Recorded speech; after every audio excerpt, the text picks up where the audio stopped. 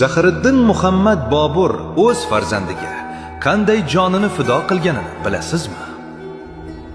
1530-yil tibbiyot ojiz edi.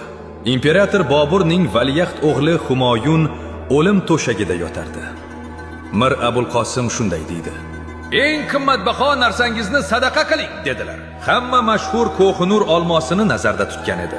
Hoji xalifa va beklar yolborishdi: "Shohim, jonni tilga olmang.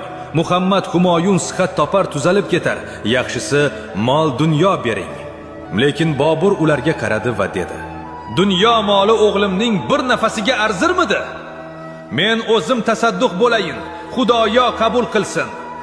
U o'g'lining to'shagi atrofida 3 marta aylandi va Allohga iltijo qildi va o'sha mashhur so'zlarni aytdi.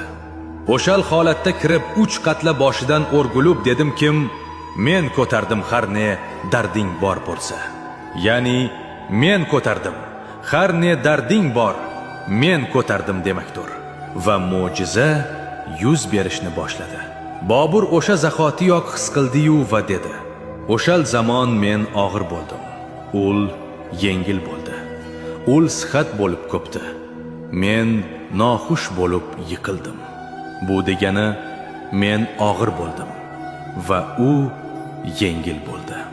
Bu shunchaki afsona emas edi, balki bu Boburnomadagi so'nggi haqiqat edi.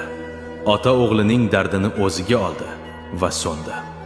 Boburning so'nggi nafasi Buyuk Boburiylar imperiyasining ilk nafasi bo'ldi.